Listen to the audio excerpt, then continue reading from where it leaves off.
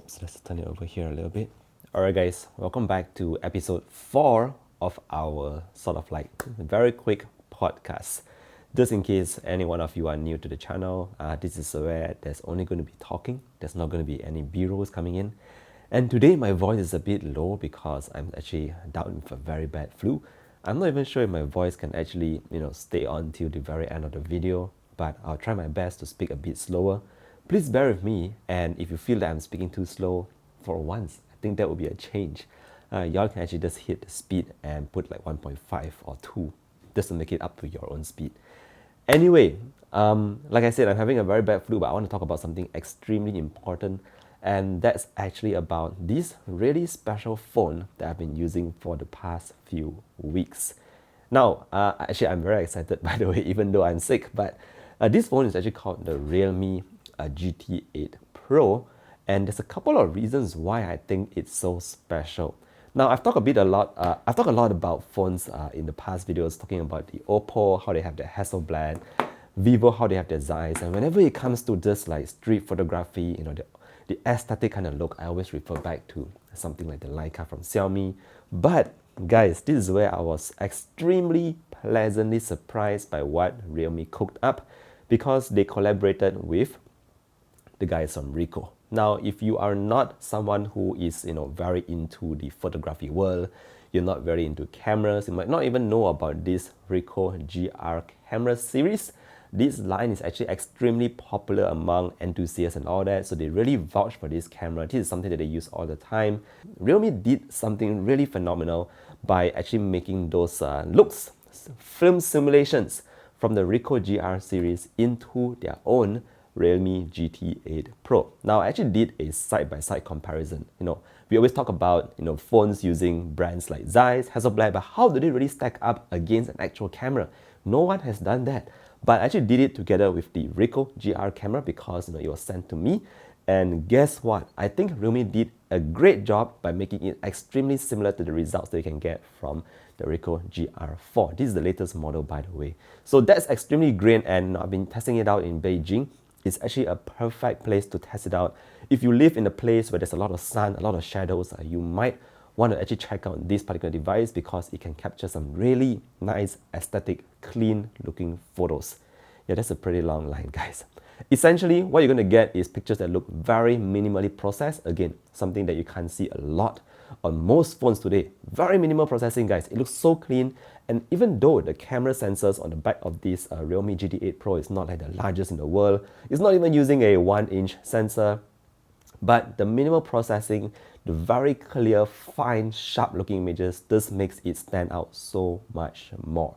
So that's the first thing there, guys. I'm going to put some screenshots or whatever on the screen so you guys can have a bit of an image on what you can expect here. But that's the first thing that I really like about this device. Now, secondly, it's not just putting in those Ricoh GR filters or film simulations. What Realme also allowed you to do is customize them. So again, if you use something like a Fujifilm camera or stuff like this, you know that you can actually go and create recipes.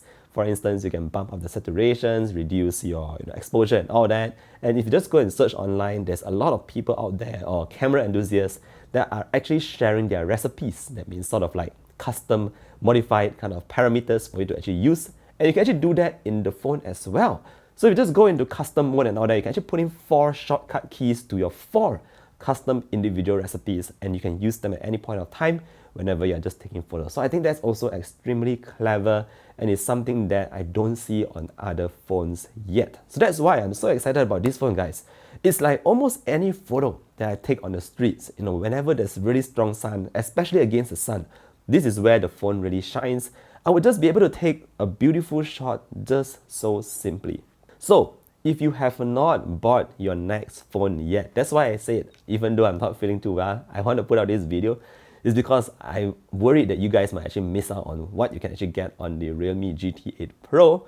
Realme as a brand itself is not something that people always think top of mind when it comes to buying a new phone, especially if you're looking for a flagship device, right?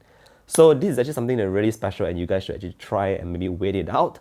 Not only that, if you don't like those aesthetic kind of vibes, you can always just revert back to your normal camera mode, and then you can just take photos, normally.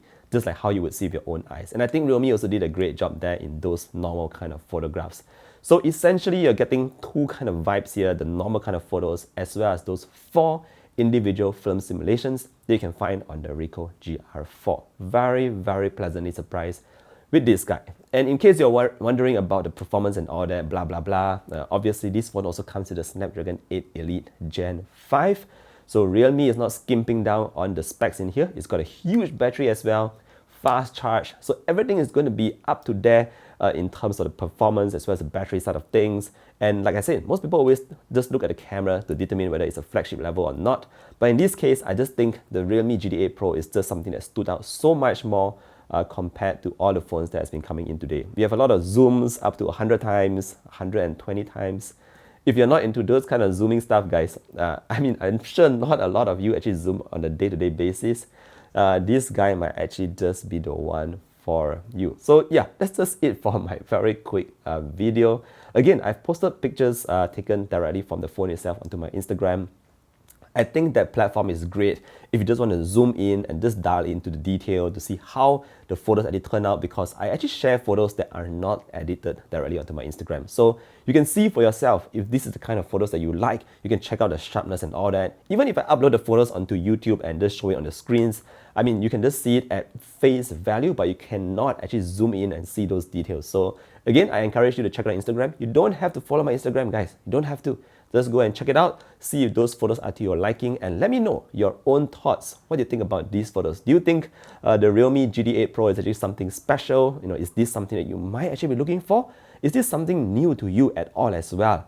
Let me know your thoughts about the Realme GT8 Pro down in the comment section below.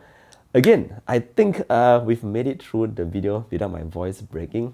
And before we go, one final thing, I just want to call out this really interesting smartwatch that I'm currently wearing.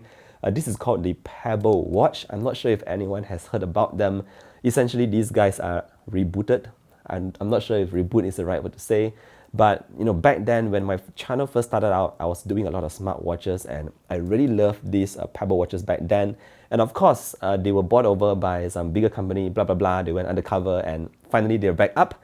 So I just want to highlight, if this is something, is anyone here actually uses a Pebble watch? Does anyone use this? Please let me know if there are similar fans as well, because this just came out not too long ago. And yeah, thank you for staying with me all the way to the end for today's video. Let me know your thoughts. Again, really appreciate you guys here. I look forward to seeing you guys in my next Honor Magic 8 Pro review. Yeah, I'll be doing that real soon. I wanted to do it already, but it's just that my voice and all that, the flu. Anyway, thank you once again, and I look forward to see you all in the next video. Do take care, stay healthy, and I'll see you all. Bye-bye.